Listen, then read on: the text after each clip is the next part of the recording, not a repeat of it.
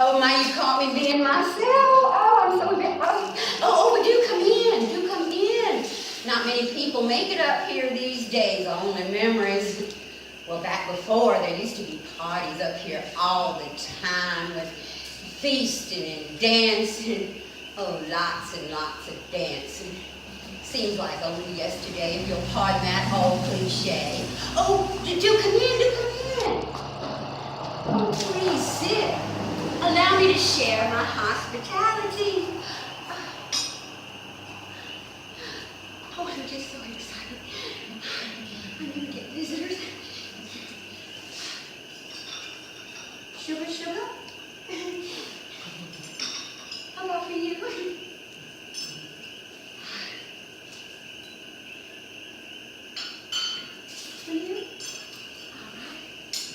All right. I'm just so excited. I'm so excited. I never get visitors. And I just love to chat. People think I'm crazy, you know. Well, it's really quite easy to give that impression. Just being oneself, for instance. I know this is hard to believe, but I've always been rather much an oddball. Even as a small child, I was aware that I didn't think like everybody else. Take lying, for example. I distinctly recall being told that lying was the biggest of sins. But everybody I knew lied about something. I didn't know too many people outside of church people, but there was plenty of lying going on. Your old lit trap never did own up to wearing falsies that time, even though we saw them that day float around in the pool. And Stevie Shaw, he swears to this day that he never touched that girl from the Mayfair. I wonder whatever happened to her. Well, anyway, that boy of hers sure had the same color, red hair, as Steve. And that girl Jane in my Sunday school class, well, actually, Jane was a fully grown woman. Retarded, they called her behind their hands. Oh yeah, back then there were no kind phrases like developmentally challenged. Jane was most emphatically and shamefully retarded. Except you were supposed to act like she was like everybody else. To be polite, I suppose. Well, they dressed her in these large versions of a 5-year-old's clothes, and they talked to her in this sing-song tone of condescension. I was amazed that they could find such giant black patent leather Mary Janes. They even bought her a super-sized tricycle. I thought she looked totally ridiculous. I never said so, of course, as everyone had gone to such lengths to pretend that she was simply a large child. She looked so, I don't know, undignified. She got me thinking, though, why would this loving God let such an awful thing happen? I mean, if he had all this control and all. Maybe it's just women God doesn't like. After all, aren't we the original sinners?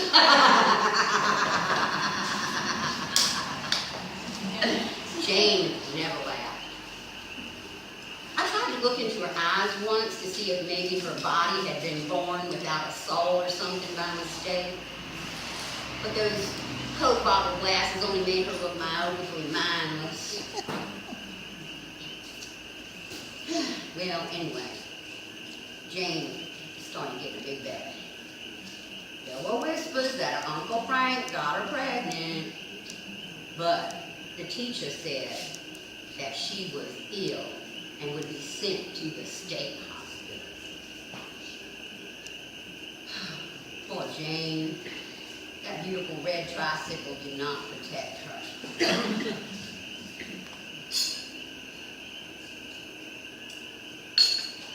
As I grew, my fears grew. Ever fed by the sickness of adults. I will never forget my mama's friend Emma. Emma was this big old fat lady, and everybody made fun of her behind her back. Except for me. I only hated her because she hated me. I couldn't understand her jealousy, but I'll tell you what, she gave me my first glimpse of evil firsthand.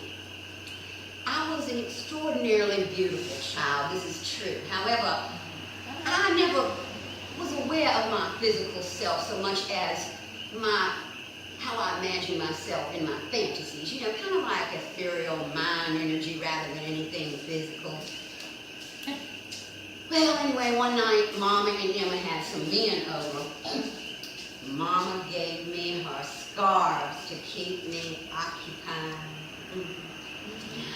I was thrilled to have all that slinky silk surrounding me, and I began to immediately imagine myself as a harem girl. I didn't know what a harem girl was, but the ones I'd seen on TV were swathed in flowing silk, and they danced exotically. Oh, I twirled and I twirled and I twirled, and I made myself look as mysterious as possible. My corduroy overalls were bulky and cumbersome, so I removed them. I relieved myself of them so I could feel that cool silkiness on my legs. I was on my way into the dining room to show off my elegance, and I realized that Emma was talking about me. You're going to have nothing but trouble from that girl. You mark my words, sure as I'm sitting here. Why, the way she was wiggling and sashaying, trying to get Ernie to look at her. Why, even Ernie said she was too good looking for her own good, a real heartbreaker. She was teasing him, I tell you. Why else would she have taken off her pants, huh? She was born with the blood of Jezebel, sure as I'm sitting here. I waited for Mama to take up for me, but she didn't. I wanted to shout at them, and I was not a Jezebel. I didn't even know what the hell Emma was talking about. I didn't know what the hell a Jezebel was, but my face got all red and hot, and I felt ashamed anyway. Why do you hate me? I'm just a little girl. I never got to play with those scars again.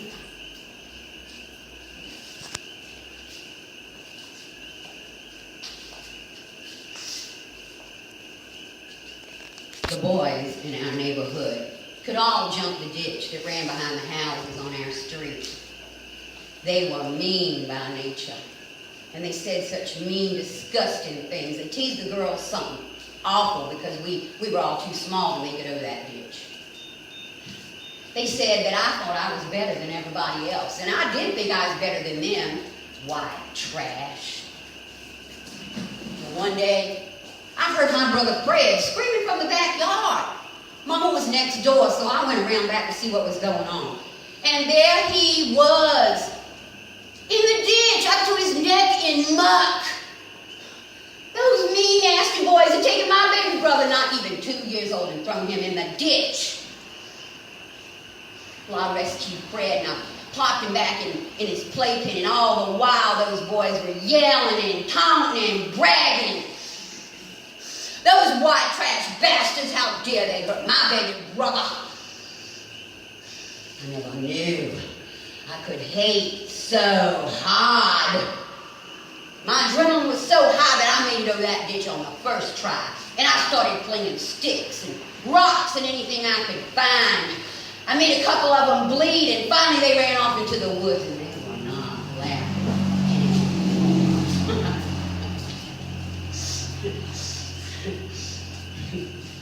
I collapsed in the grass to catch my breath. And my heart stopped pounding, I started to get up, but the next thing I knew, I was surrounded by boys again. There were 6, maybe 8 of them, and only a couple of them were familiar. Ain't nobody ever teach you about respecting a man. You can't be calling us no names, and you can't be throwing no rocks at us unless we be teaching y'all a real hard lesson. He told 2 boys to take my arms and 2 boys to take my legs. That's after they took off my pants. Well, they were, I guess, too young to rape me in the conventional sense. But what they did do was probably more painful and more mortifying. I waited until nearly, of course they did not return my pants, and so I waited till nearly dark before I tried to make it back over to the other side. Oh, I thought I would die with all the neighbors around and Mama shouting, "Where the hell are your pants, you little whore?" Mama. Mama. Mama.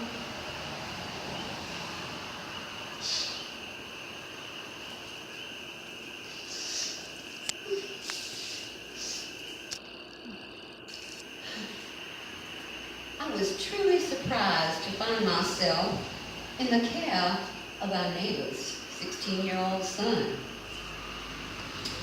But I knew he was coming for me long before I heard his footsteps at my door. You know, that Jezebel thing again. Would I always feel this terror? Would I always loathe the touch of boys? Well, it was over pretty quick and he did not hurt me. I always thought that maybe that was because he'd been given a girl's name. Leslie laid on top of me and rocked and suddenly got up. I was so grateful he did not take off my clothes. I was wondering, should I tell his mom? I was wondering, should I tell my mom? Anyway, Leslie's mama caught him coming out my bedroom door. "Son, all your life you are going to be tempted by the likes of that little daughter of Satan, and you better learn to keep your pants on. That little girl is nothing but trouble, and don't you let me catch you around her again." I was so confused. Why do boys need to touch me? I don't want them to. They just do. Like that time Junior Bryson, not even home from reform school, one whole day, pulls me into the coal bin, puts his hands all up in my shirt looking for Lord knows what, because I didn't even have breast yet. Yeah. Well, I bit his hand so damn hard that he let me go and he ran away from me. His flesh tearing in my teeth is one of the few times in my life I have ever felt powerful. But experiencing power only makes the inevitable submission all the more difficult. God, I was so lonely and so doomed just because of some damn gene or something. I tried to stay very far away from boys. But my moons began early, of course. I was about 10 or 11. My body was already bursting with life. My budding little breasts afire with curiosity. The hunger was a fearsome thing. I didn't know what was happening, but my instinct was to hide, so I wore ugly glasses and ugly clothes big enough to hide my blossoming maturity. Didn't help none, though. My own stepfather came for me.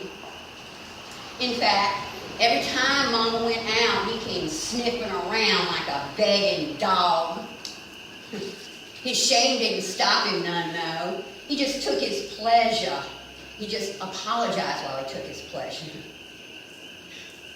Humiliation does seem to be part of the pleasure men seek from me.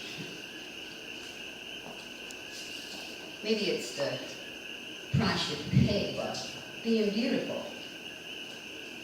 Though I certainly would have chosen safety over beauty. I wanted to tell Mama so bad. But I couldn't stand the idea of her calling me a whore, blaming me. I also didn't want to be the one to hurt her. But most of all, I couldn't handle it. I just couldn't handle everybody knowing my shame. So I never told. I never told about Uncle Mac or the man at the park on my very first date.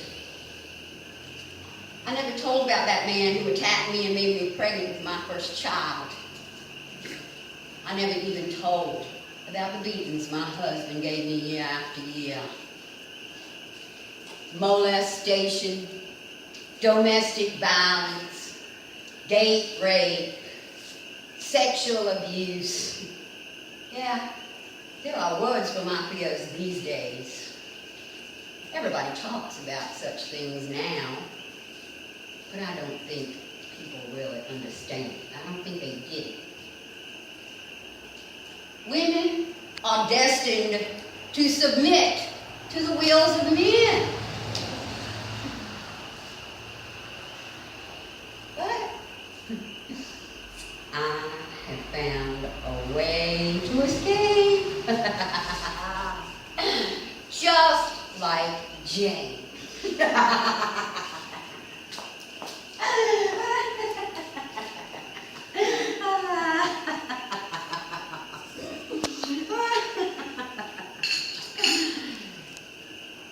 Just act crazy enough to make people uncomfortable. Simply hint at the nasty things that have happened, but don't really care.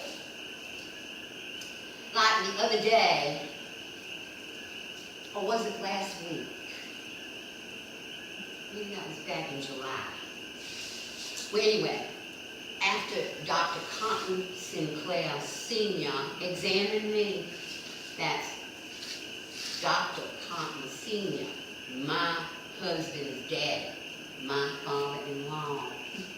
Well, people have been talking about his examinations for as long as I can remember. So I just said to my husband, I said, honey, what do you suppose would happen if anyone were to report these bizarre examinations to the police?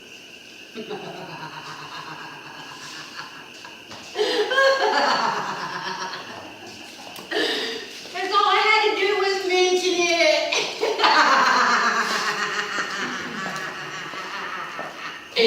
And here I am. Good afternoon, Lucinda. That's Ms. Sinclair to you, dear. Excuse me.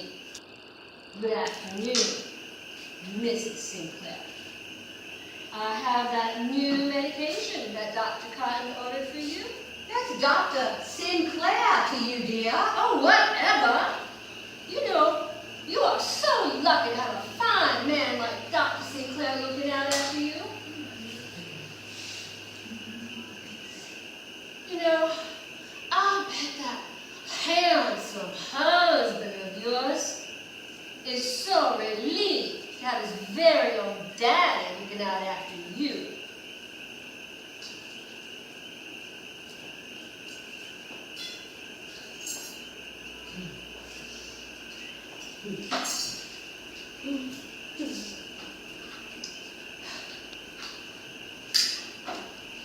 It helps so much to know that you can totally trust your doctor.